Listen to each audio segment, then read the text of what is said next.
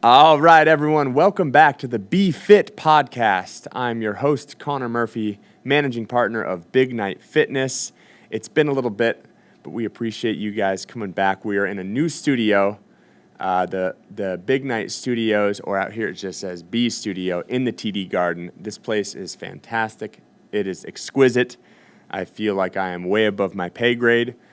Hurley isn't even in the room with me. He's in a separate room, so I don't even have anyone to talk to or anyone to bounce ideas off of or to save me on this one. So we're shooting from the hip.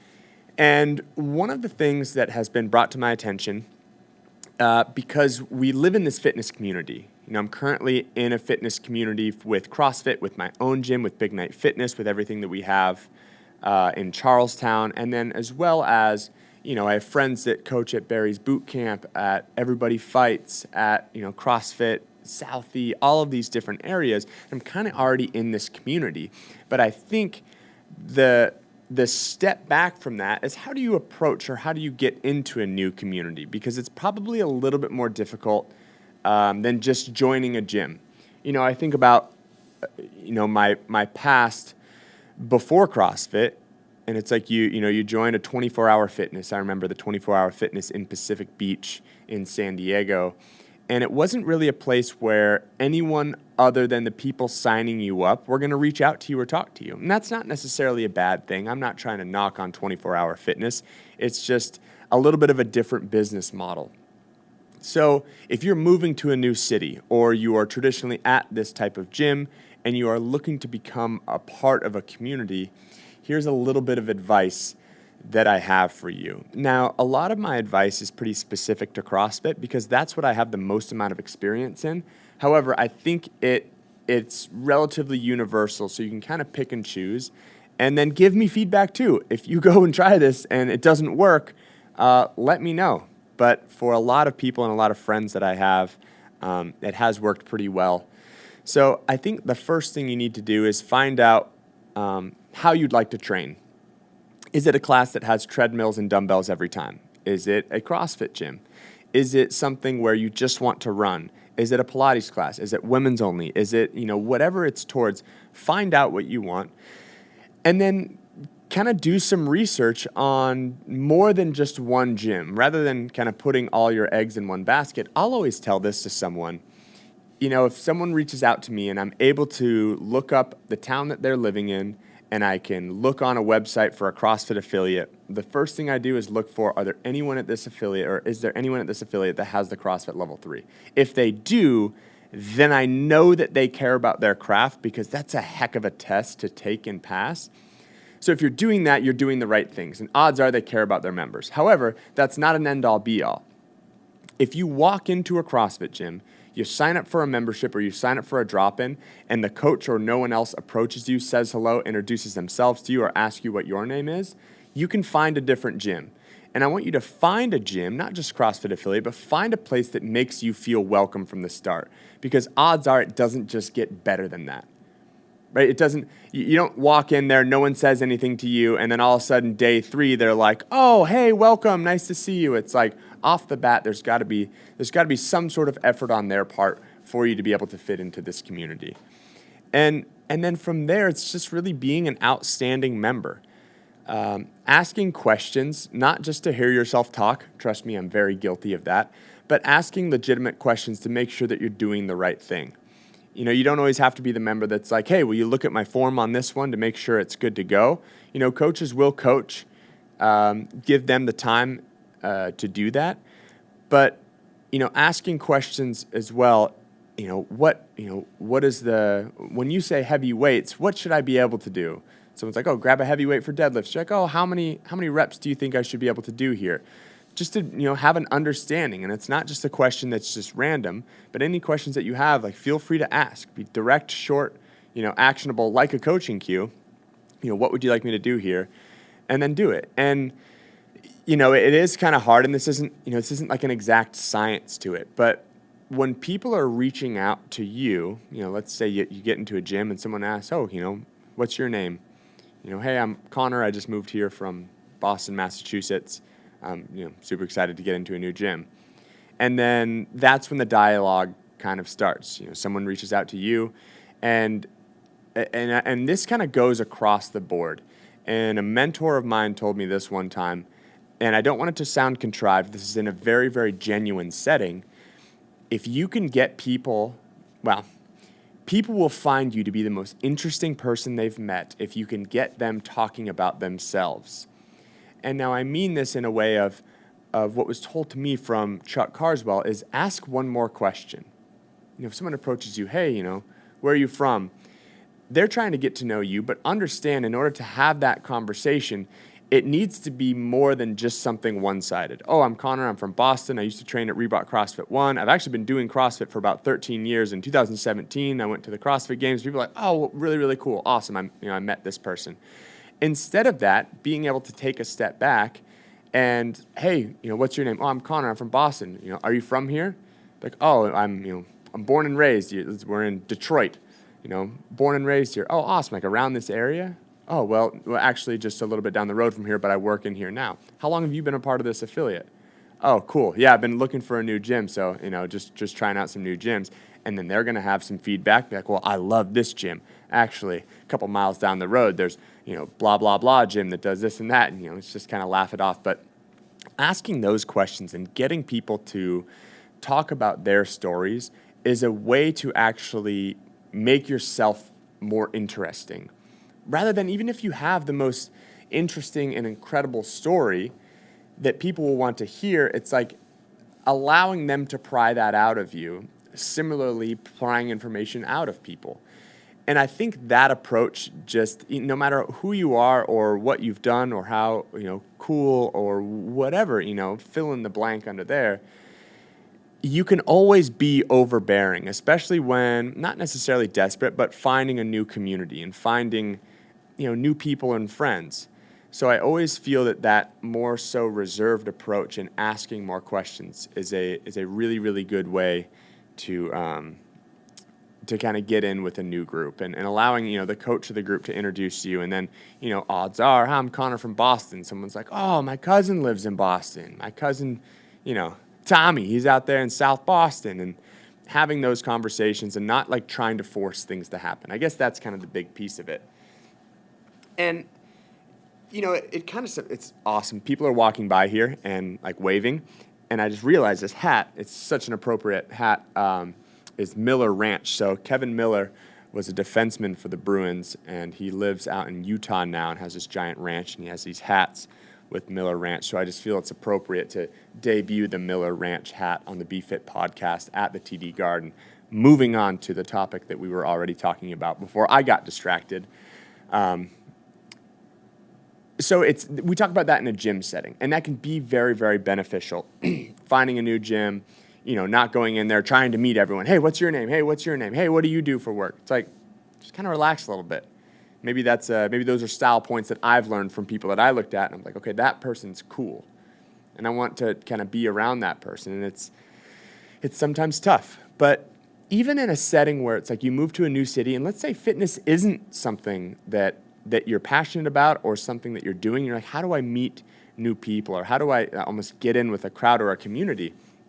And if going and having some drinks is something that is beneficial to you, or not beneficial, is something that you do or something that you enjoy doing, I'll give you this piece of advice. And this is advice that I have not only like learned from a long time of moving around to different cities and different areas of the world, but things that I've learned from people that I viewed, that I paid attention to about, hey, that's something that I want to be capable of, or I want to be able to kind of have as a move in my pocket because of how well it worked for them. Now, I understand, too, that it doesn't work the same for everyone. But here's some advice, and I want you to try it out. And even if you're in a city that you know everyone, or there's a city down the road, or there's a town across the way that you don't know anyone, what I would recommend is go into, do some research and go find a popular bar restaurant. And what I want you to do is you can go there solo, you can go there with a friend, but if you're going somewhere solo, if you don't know anyone in a town, go to the bar. You sit at the bar, you can order a drink, whatever it is that you want. If you're not a drinker, order some food. And you sit at the bar quietly with a smile on your face, and the key point here is not to let everyone know, hey, I'm here to try to make some friends and fit in with the community. The key part there is being okay being by yourself. And you know, let's say I'm going to go and I order a Viva Tequila Seltzer if it's somewhere in Boston, or drink a little bit more universal. Let's say there's a Miller Lite. I order a Miller Lite at a bar, and I just kind of sit there, watching the game, having a good time. I'm not constantly on my phone, but if you need to pull your phone out for any reason, enjoy the beer, tip really, really well. If the bartender reaches out to you or someone out, they reaches out to you, same kind of thing. Give them a response, see if you can get them talking. That's how you can create friendship, but it doesn't need to all happen right away. Get a tab for an $8 beer in Boston because that's about as cheap as it's going to get. And tip $10 on it, if that's within your realm of possible. And leave without saying anything.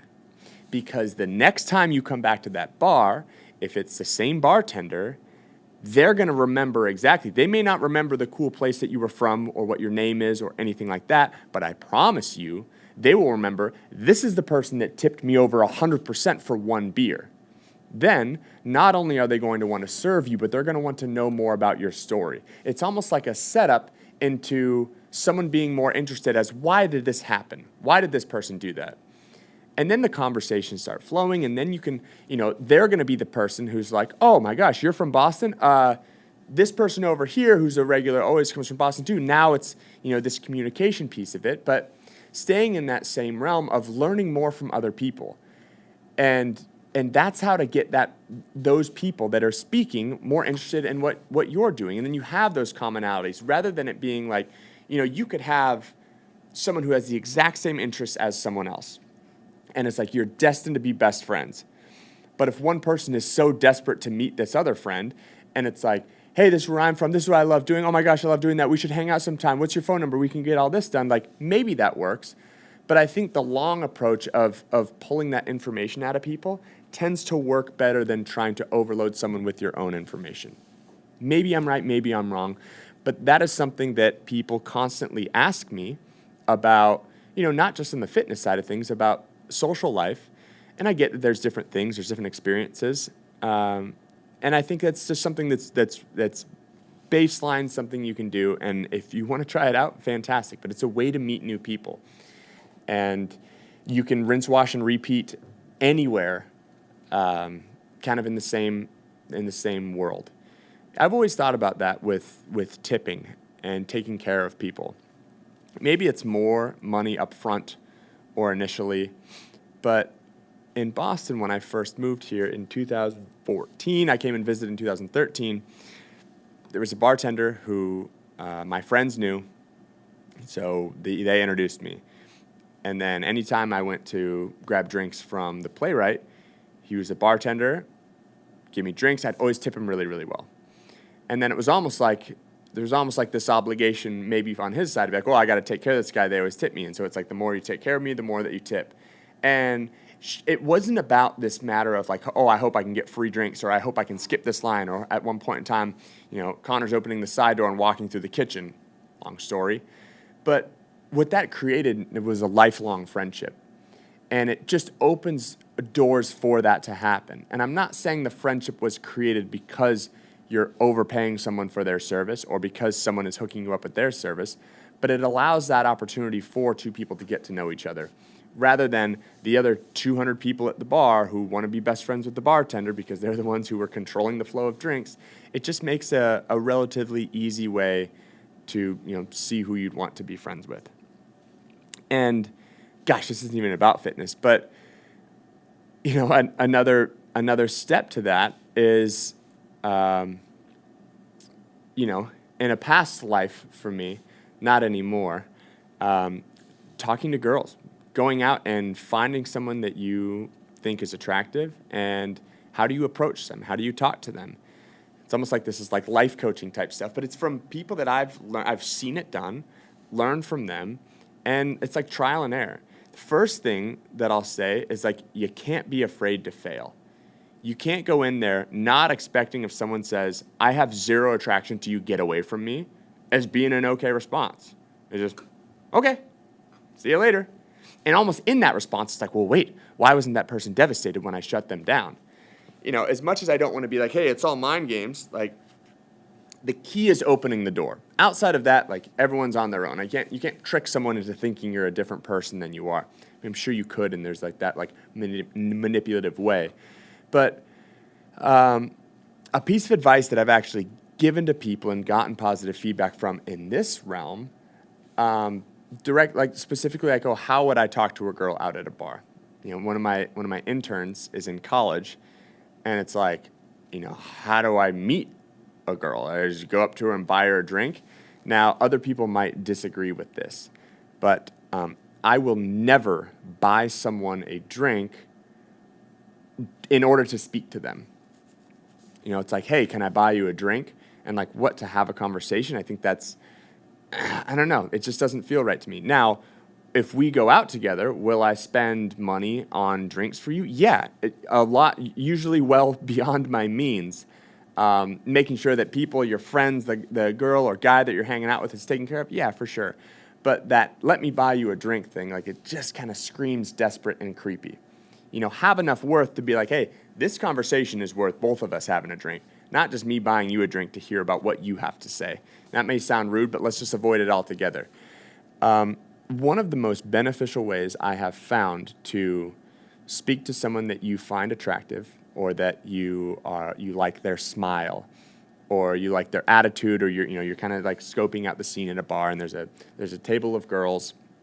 And I only say this as a straight male because that's the only experience that I have. Could it work with a girl with guys, a guy with guys, a girls with girls? I don't know. Likely, but this is all that I have experience on talking about. And again, way off topic from fitness, but you can work fitness into the equation. One of the things is I feel like people don't really want to be bothered. People always love attention, but they don't like that overbearing like need or want to be bothered. So getting to the point, something that I have done and seen successful is if there's someone, let's say there's a group of girls at a table, they're eating, they're having drinks, whatever it is, and there's one that just stands out to you. I don't know, eyes, mouth, smile, outfit, hair, whatever it is approaching them in a very non-confrontational manner. And it can be in front of them, or in front of the rest of the girls, or just kind of by the side, and just simply giving them a compliment, introducing yourself and saying, hey, I'm Conor. I noticed you from across the bar, and I found you wildly attractive. I don't want to interrupt your girls' night or whatever you have going on here. I just wanted to let you know that. And then walk away.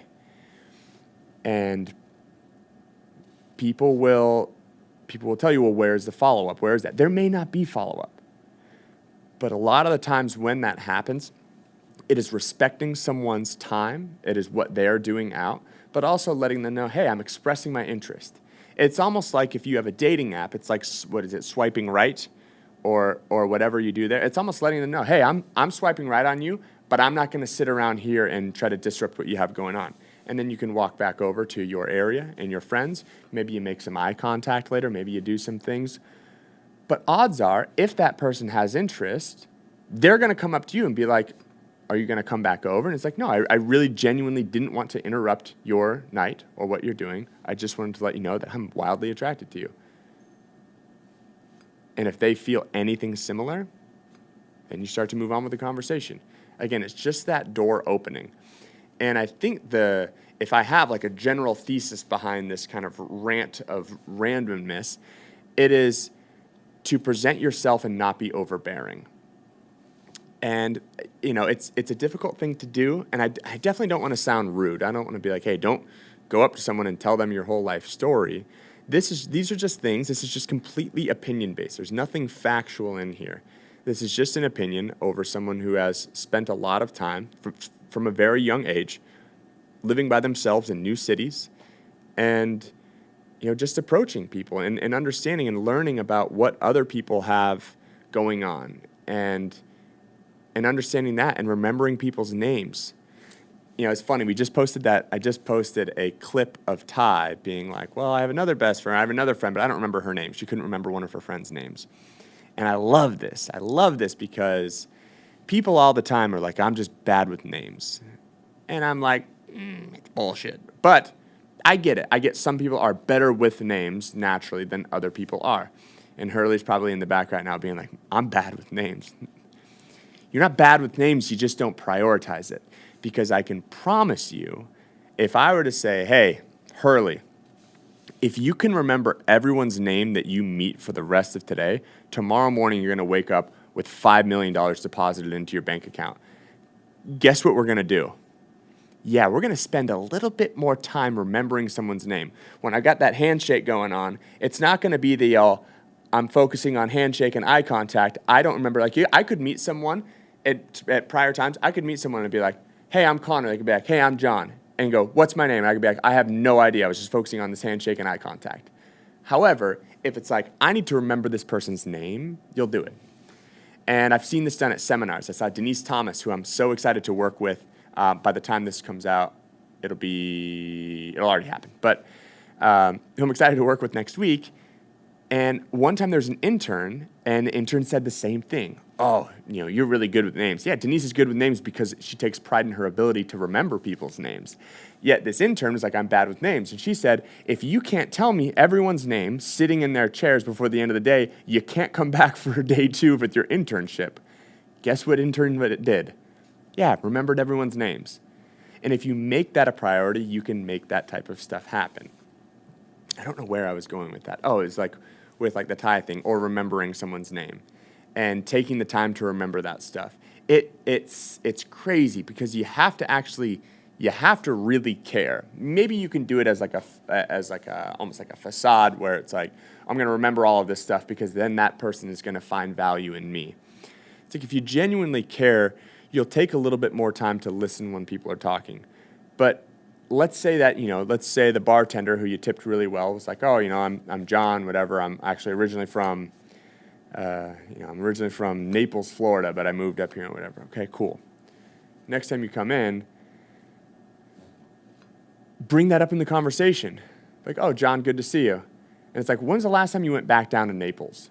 And it's like, wow, that person listened to me. And you'd be amazed by just that little bit of give a shit how much someone relates to you.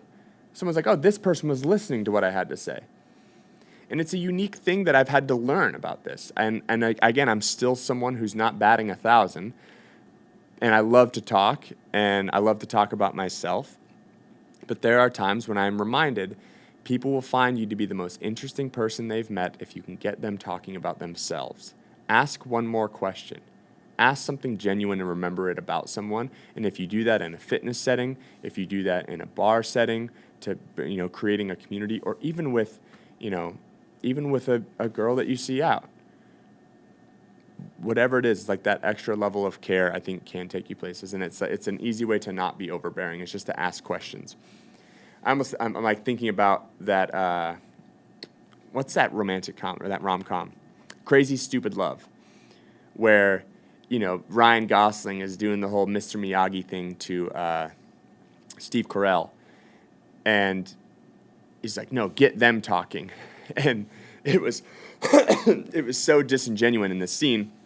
Steve Carell is finally like speaking to this woman, and she's like, "Oh, what do you do for work?" And he's like, "Boring. What do you do for work?" Like asking those questions. Like you can answer a question, like have it be a genuine conversation, but remember that if you can get someone talking about themselves and expressing kind of that piece of it, they'll find you a little bit more interesting. And guess what? You're probably already really interesting. You probably have a lot of value to add to conversations. Wait for it to be added. You know how cool it is when I meet someone and like 2 years later I find out something about them and I'm like, 1, that's amazing. 2, the fact that you didn't tell me that right off the bat is even cooler. Another guy that records in this studio, Kevin Cooney, just posted on his story his whole thing with like Gary Vee and how he wanted to get out of college debt, so he started flipping couches, like finding free couches or purchasing cheap couches and then selling them to alleviate his college debt. And I thought that was so unbelievably cool in so many different ways. Like, not only is this person, did they do something really cool, they set their minds to something, they did it, and they're not talking about it every single day. It reminds me of the book, A Message to Garcia. It's one of my favorite reads. It's like a 10-minute long book. It takes like a 10-minute read. But essentially, it's like this messenger, Rowan, is tasked with delivering this letter.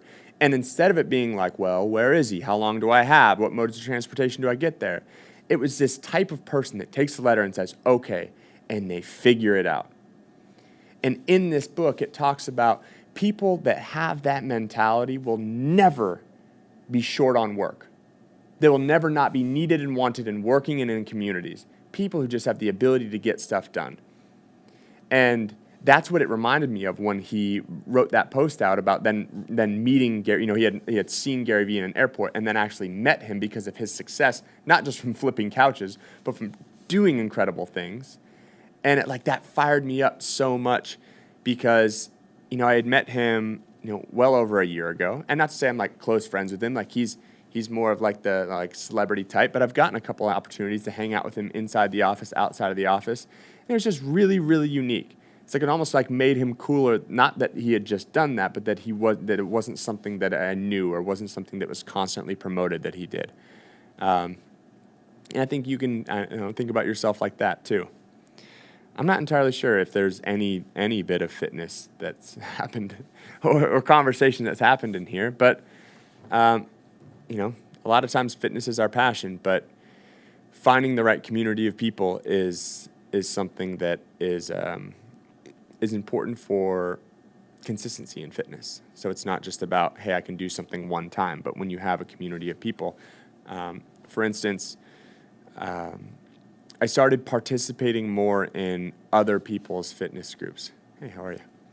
And the reason why is because I may not have ever been a part of those communities. I did the Noble Run Club, and because of that, met the director of events for Noble, who wants to now do things with BFIT and Big Night Fitness and launching footwear and apparel, like really cool stuff. But I didn't plan on that when I went there. I'm like, hey, here's a community of crazy people that like to run at night.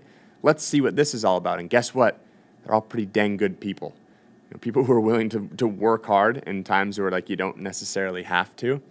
Southie Run Club, or maybe it's called Run Southie. I know someone tagged me in an Instagram post, like, we meet at Loco at 9 a.m. on Saturday morning. And I was like, cool, I'll see you there. And you know what? A bunch of awesome people. Not typically people that I would hang around, not people who would be in a CrossFit affiliate or who may be out at big night events or nightlife. But man, some really interesting and awesome people I got the opportunity to meet. And I didn't go there being like, hey, everyone, I got a fitness podcast. Because they probably all would have been like, no one cares, man. And I just got to go and meet other people and hear their stories. You know, there's an Army guy who is here on orders for a year. And he was wearing a Virginia Beach 10K. And the option, you had like a 5K run or a 10K option. And in that, I was like, I'm guessing you're running the 10K. And he's like, oh, yeah, I'm like a military. And he's like, yeah, I was in this branch. And I got to chat back and forth about that. I'm like, man, what a cool person. What a psychopath for waking up early in the morning to run a 10K. I was like, I'm doing the 5K route for sure. And then on the run, you're just meeting people and chatting about, commonalities that you have and asking people questions. It was really cool. And there's a lot of opportunities that can come from that, about putting yourself out there, not being overbearing, being genuine, and asking one more question, learning more about people. Before I start rambling, I don't know, maybe we just cut it there. And I'd love to hear your feedback on this. You could be like, hey, Conor, you're just full of yourself and none of this makes any sense. Like, I can take feedback, especially when feedback comes inconsistent. I'm not going to necessarily say I'm going to change my life from it, but usually with feedback, there's some truth in there. And then if it's something that benefits you and it helps you and just like, hey, this was really great, here's also something that I did. It's like, we can also help each other. It doesn't always have to be like hitting on girls at a bar, but it's like how to expand your friend group, how to expand and network more. The amount of times that good things have happened to me work-related haven't had anything to do with my education. I have no formal education, by the way. I did not go to college, barely graduated high school, but more so of application of what I wanted to do rather than the actual intelligence. At least that's what I tell myself. But moving forward, it's connections. It's people that you know. It's doing something for someone you put someone through a great training session, and then they say to their friend, and then that person does this, and it's like, I don't know. Again, now I'm just like, hey, I'm not going to ramble, but watch me ramble right now. Appreciate everyone listening in, queuing in. We're going to try to be a little bit more consistent. I know we usually record on Tuesdays, release on Thursdays. We're going to get back to it. And I know what everyone wants is Ty to be here in studio. There's going to be just fans all out there in front of the window. She's a star. I get it. She's the superstar of the show.